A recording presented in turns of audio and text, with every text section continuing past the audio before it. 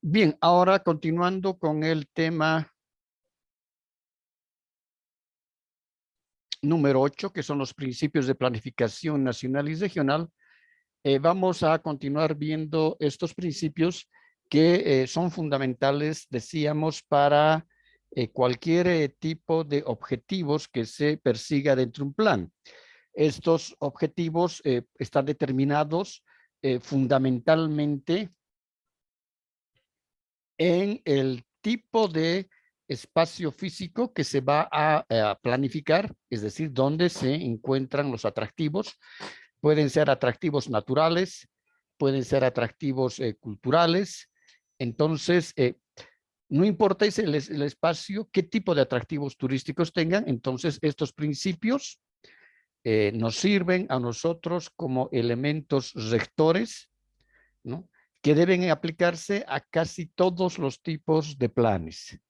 Y esto fundamentalmente en base a la experiencia que han tenido en los procesos de planificación turística muchos países, y de ahí que surge justamente las teorías, ¿no?, las teorías de planificación turística, que en muchos de los casos, como es el texto que ustedes tienen, se basa principalmente en la realidad europea, y dentro de la realidad europea en España, y también da algunas miradas en relación a las teorías, a los principios de países receptores de turistas en el América, en Iberoamérica, ¿no? Es decir, España y el resto de la América. Entonces, decíamos que estos principios son elementos fundamentales que nos permiten a nosotros y nos van a determinar esa orientación que nos da para establecer y poder trabajar fundamentalmente en la propuesta del plan.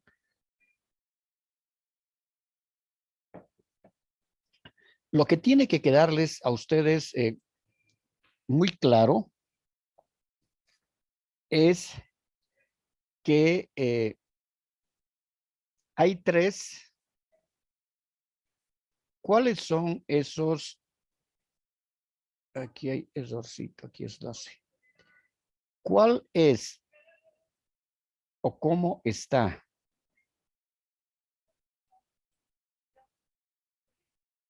cuáles son esos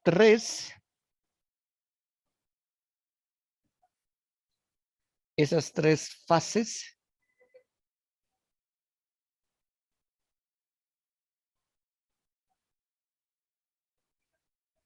y esto hemos recalcado tanto porque a veces parece que no logran comprender ustedes, ¿no? ¿Cuáles son esas tres partes que tiene el plan?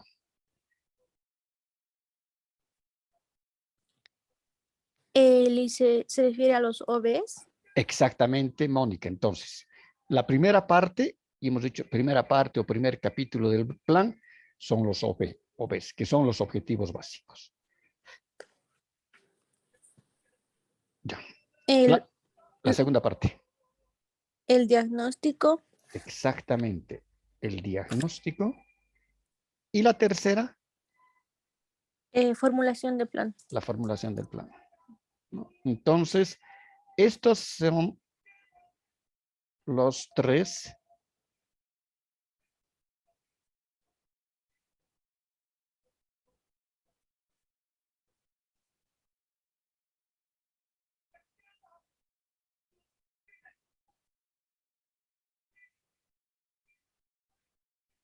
estas son las tres partes que tienen el plan. Entonces, y hemos visto de que los OBs directamente son los objetivos básicos y este está refrendado en los componentes básicos, que en este caso es la licitación, el pliego de especificaciones, la propuesta técnica, etc. El diagnóstico que se ve, decíamos, el diagnóstico de la oferta, Y vemos cómo está nuestra oferta turística. Y la oferta está constituida por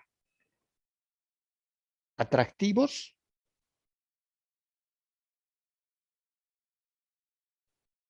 y planta turística. Y la planta turística.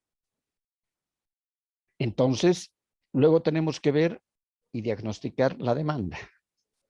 ¿Y la demanda por quién está constituida? Por los turistas, Lice. Exactamente. La demanda está constituida por los turistas. ¿No? Entonces, aquí tenemos a los turistas. Cuando elaboramos el diagnóstico, tenemos que elaborar, es decir, el análisis de la oferta, los atractivos y la planta turística. Perdón, aquí tenemos algunas técnicas. Técnicas y herramientas, ¿no? Voy a jalar esto un poquito hasta acá.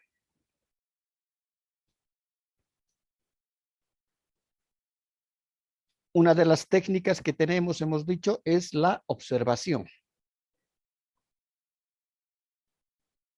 para hacer el diagnóstico. Una técnica va a ser la observación.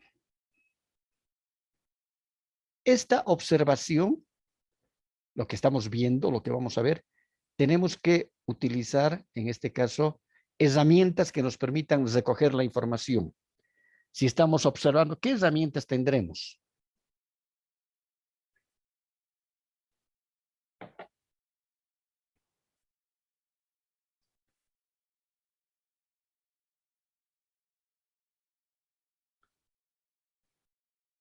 Por ejemplo, vamos a ir a hacer a ver los atractivos turísticos. Entonces vamos a utilizar la técnica de la observación. Estamos observando, estamos viendo el atractivo. Ahora, ¿cómo voy a sistematizar la información? ¿Cómo voy a recoger esa información? ¿En qué recojo esa información?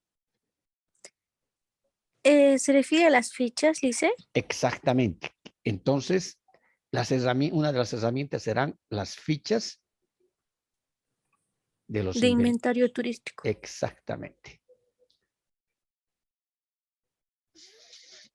Fichas de inventarios. También tenemos fichas de ruteo, ¿verdad? Fichas de ruteo. Después también en la misma oferta vamos a necesitar también técnicas como por ejemplo para recolectar información de la población local. Y queremos saber si en un pueblito X que tiene los atractivos muy cerca al pueblito o el mismo pueblito es el atractivo, queremos saber si las personas que viven en ese pueblito, sus habitantes, los lugareños, quieren dedicarse a la actividad turística, no quieren. Entonces, en ese caso, ¿qué técnica vamos a utilizar para recolectar la información?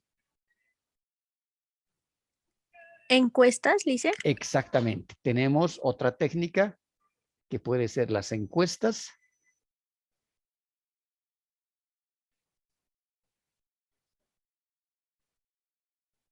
Las encuestas.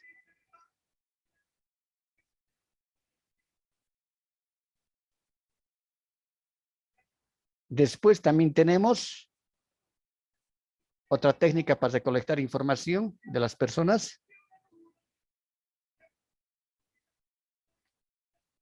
Entrevistas, Lisa. Exactamente, Anali, entrevistas.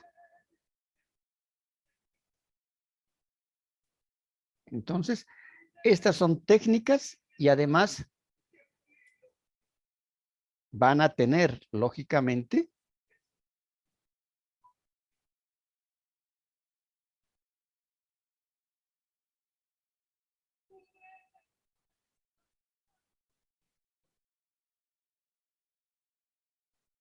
entrevistas. Y estas van a tener, lógicamente, sus herramientas, ¿no? Entrevistas. En la encuesta será el cuestionario de preguntas. Cuestionario de preguntas. En la encuesta. En la entrevista será también el cuestionario de preguntas. Y así, Es decir, hay muchas técnicas y sus herramientas. En la demanda, nos interesa saber qué piensa el turista sobre ese destino. ¿Qué información estamos buscando? ¿Qué llamamos a toda esa información que nos puedan dar los turistas? ¿Cuánto quiere gastar? ¿Qué quiere visitar? ¿Qué quiere comer? ¿En qué tipo de establecimientos de hospedaje quiere alojarse? Etcétera. ¿Qué llamamos a toda esa información? ¿No es la demanda real?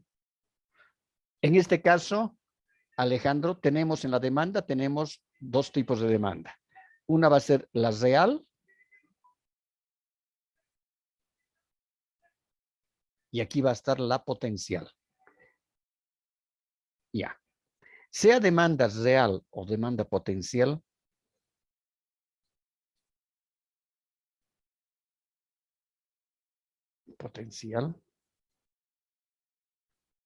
aquí nosotros tenemos que recabar la información. ¿Qué llamamos a todita esa reunión, toda esa información? ¿Qué hemos llamado técnicamente?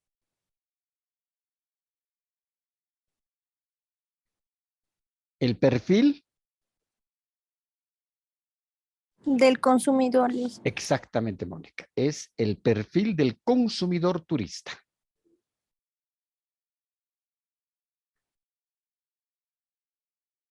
Perfil del consumidor turista. Esta información que nosotros traemos y recogemos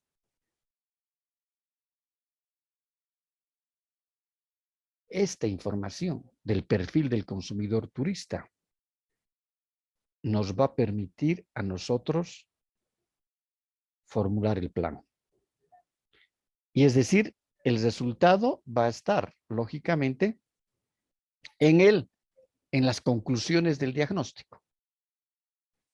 Y esas conclusiones del diagnóstico van a ser conclusiones de la oferta y conclusiones de la demanda. Dentro de esas conclusiones de la demanda está el perfil del consumidor turista. Si los turistas quieren, por ejemplo, actividades recreativas de alto riesgo, por ejemplo, ascensos, kayak, después puede ser tirolesas, etcétera. Ellos quieren eso.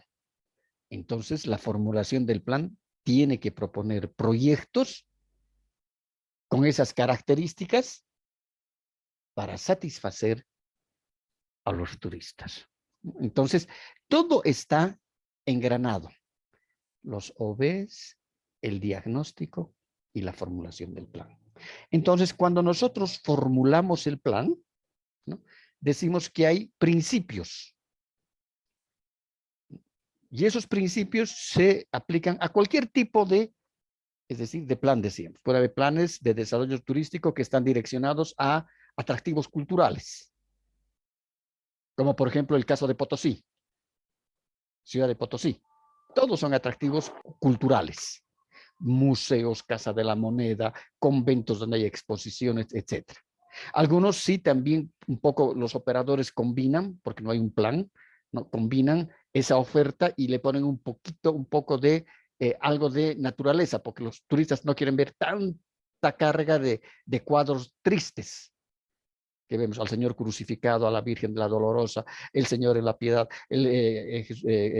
Jesucristo atado a la columna, el padecimiento de Jesucristo, la ascensión del Señor, la ascensión de la Virgen María. Toditos son cuadros con una misma temática religiosa y muy triste. Entonces, tal vez a veces los turistas no quieren. Yo he levantado durante 5 o 6 años más encuestas donde los ubicaba más a los turistas, donde siempre están, en la Casa de la Moneda. Entonces, en la Casa de la Moneda, con el director pidiendo permiso, etcétera, y finalmente también la información era para ella. Hemos levantado durante 5 años consecutivos en temporada alta, donde es el mayor número de extranjeros que arribaban a Potosí. Hemos ido levantando las encuestas. ¿no? Y al final el resultado de todos esos 5 años de trabajo, ¿no? Levantando cada año encuestas y de forma aleatoria, era de que los turistas, por ejemplo, provenían de países, de una diversidad de países, en este caso principalmente europeos y algo de norteamericanos. Pero era gente normal. Y cuando decimos gente normal, eran técnicos en su país, eran mecánicos, eran algunos eran profesionales, etc. En las ciencias médicas, en las ciencias de la salud, en las empresas públicas, en las empresas privadas, etc. Entonces, y ellos con justa razón decían, nosotros no somos especialistas en pintura colonial. Entonces, está bien que los guías nos informen sobre las características que tienen los cuadros, pero ya no cargarnos con tanta información. Todos, 3 horas que uno tarda en visitar la Casa de la Moneda, sus diferentes salas. Entonces, era una ametralladora de información que vertían los guías de sitio, ¿no? Los turistas luego almorzaban todo eso, o al día siguiente o en la tarde. ¿Dónde los llevan? Al convento de Santa Teresa, que es de las monjas, que está abierto también al público. Lo mismo, temas tristes. Y los guías, Entonces, está mal estructurado ese producto turístico, porque esa demanda, ¿no? No son especialistas ni son profesionales en historia, en cultura, en arte de la cultura. No, tal vez sean grupos especiales, por ejemplo, de pintores, de especialistas en temáticas de pintura colonial. Seguramente que no van a ir una sola vez a la Casa de la Moneda si están en Potosí, van a ir 10 veces. Porque cada cuadro van a ver por lo menos, inclusive al guía le dirán, por favor, déjenos nomás aquí, si usted siga con el grupo. Van a ir a contemplar las obras, las características, los tonos, la pintura que tenía Melchor Pérez de Holguín, Gaspar de Berríos, un sinnúmero de pintores de esa época, de los años 1600, de los años 1700. Ellos van a ir a apreciar, van a ir a ver, van a ir a indagar, etc. Pero el turista común y corriente, no. Entonces, justamente para eso a nosotros nos sirve conocer el perfil del consumidor turista.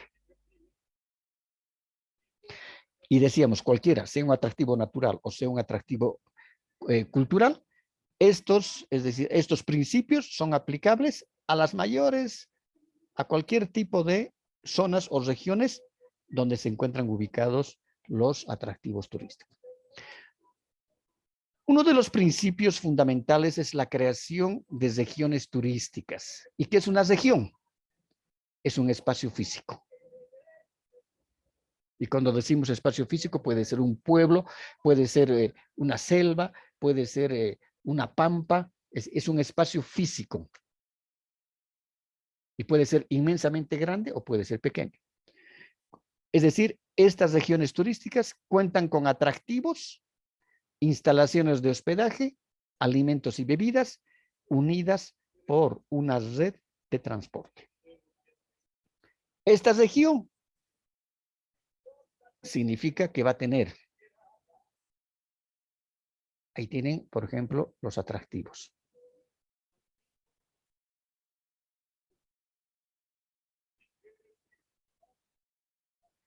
Estos atractivos, a su vez, van a estar unidos por una red de transporte. Es decir, para ir a ver los atractivos, una red interna y una red externa de esta región. Esta es una carretera. Ahora, puede, en muchos de los casos, sucede de que muy próximos a los atractivos existen poblaciones asentadas. Entonces, para que se pueda crear una región, además necesitamos, nos dice la teoría, necesitamos que tengan, ya sea en la población que exista o muy próxima a ella, necesitamos que hayan hoteles. Necesitamos que existan servicios de alimentos y bebidas. Necesitamos todo esto. Ahora, cuando se crea una región turística, se puede, es decir, ¿qué nos facilita eso? Permite transferir turistas de una región a otra región.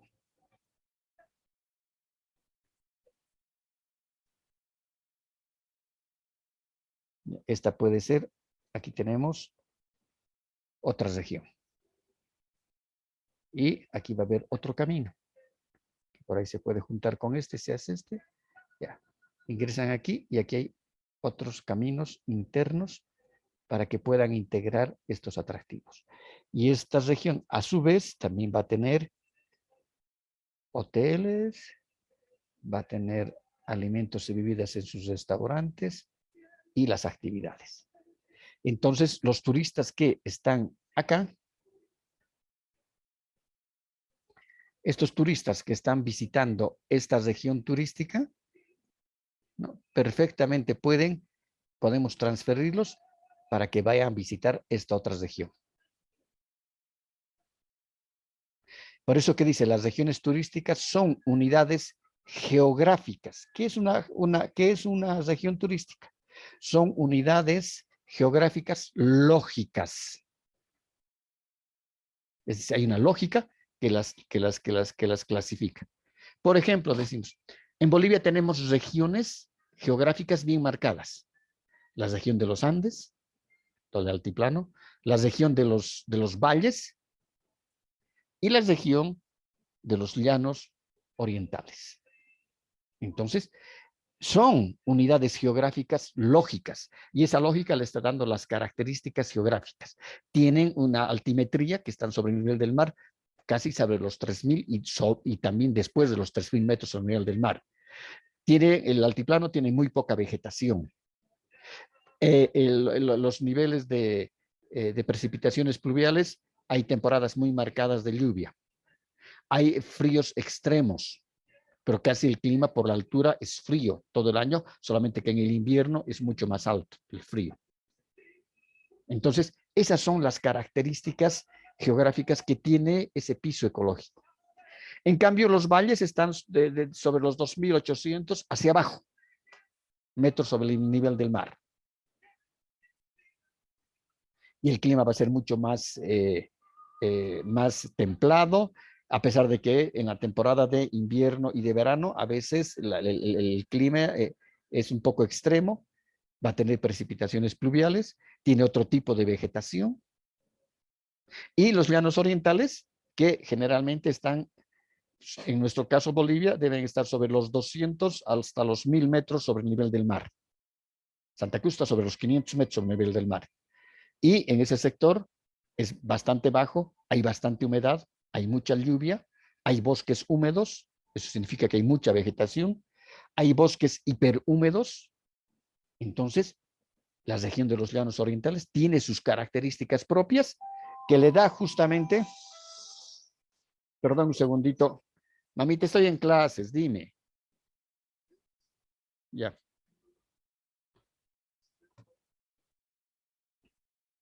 Entonces, cada región, cuando se divide en regiones, por sus características geográficas, van a estar determinadas por el clima, la altimetría, el grado de insolación, etc. Entonces, una de las metodologías es la creación de regiones turísticas. Luego también, en este caso, como principio, se pueden crear los complejos turísticos. Y los complejos turísticos, en las regiones turísticas favorables, es crear complejos. Es decir, que en esta región turística, nosotros perfectamente, a ver, voy a buscar un marcador, pero le voy a poner un colorcito. Ya. Es decir, en todo este sector, todo este puede ser un complejo turístico. Y aquí puede haber, en esa región, otro complejo turístico. En las regiones turísticas y turísticas que son favorablemente, crear complejos turísticos. ¿Qué es un complejo turístico? Reúne todas las instalaciones, actividades y se articulan con los atractivos turísticos perfectamente. Están perfectamente articulados. Es la unidad geográfica y de instalaciones más grandes, el complejo turístico. Por ejemplo, un complejo turístico es Cancún. Está tan bien articulado, tiene atractivos, tiene planta turística, tiene hoteles, tiene restaurantes, tiene actividades turísticas, es decir, tiene todo, pero está muy bien articulado. El complejo facilita al Estado, es decir, en este caso estamos hablando al país como país o a la región como región, ¿no? Y a la empresa privada para la organización de servicios turísticos. Es mucho más fácil hacer paquetes turísticos aquí con todo incluido, por ejemplo. Transporte, alojamiento, alimentación, recreación, hospedaje, todo incluido. Entonces, a los operadores de turismo les es más fácil poder ofertar y operar y crear programas cuando ese espacio turístico está organizado en regiones turísticas y a su vez las regiones turísticas están constituidas por complejos turísticos. Otra de los principios fundamentales, otro principio fundamental es concentración de los servicios e instalaciones turísticas. Eso significa concentrar en ciertas zonas las instalaciones y los servicios turísticos. Es diferente o contraria a la dispersión del desarrollo turístico. Concentrar servicios turísticos, instalaciones, etcétera. ¿Qué permite? La comodidad para los turistas por la proximidad de los atractivos y la concentración permite lograr productos más especializados y mayor control ambiental. A ver, vamos a regresar a la anterior diapositiva. Acá. Es decir, si nosotros aquí lo que hemos hecho, hemos logrado concentrar las instalaciones turísticas.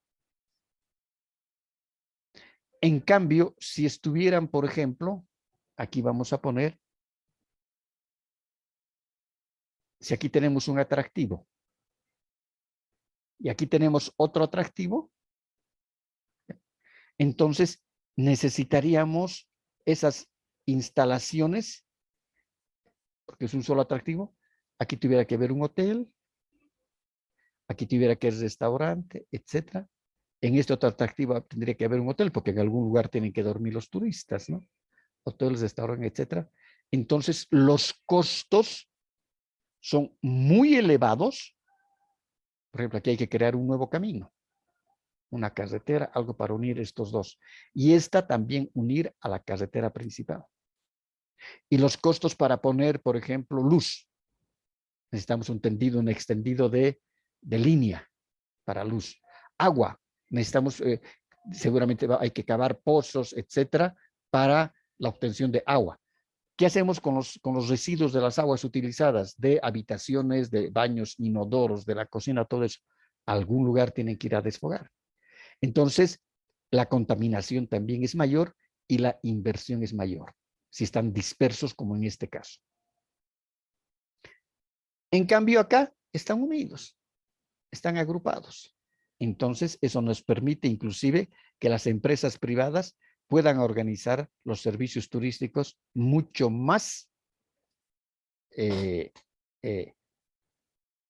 fácil y más fácil también la propia operación turística, porque operar significa atender a los turistas, llevarlos, traerlos, darles de comer, que todos los servicios estén perfectos, que el guía les explique, venderles los souvenirs. Es decir, la operación significa llevar a cabo esa oferta de servicios. ¿Preguntas?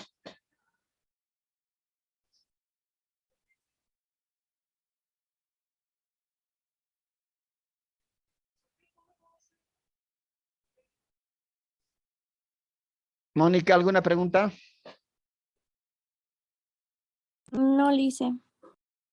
Está claro, ¿verdad? Sí. Ya, entonces nos vemos, por favor, en unos 5 a 7 minutos. ¿Está bien? Está bien, Lice. Han Bien, registrado, Lice. falta registrar uno en el chat, su asistencia. Son 7 participantes y solamente están registrados 6.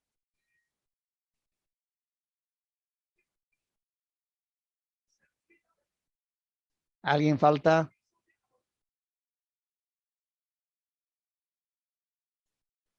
Bueno.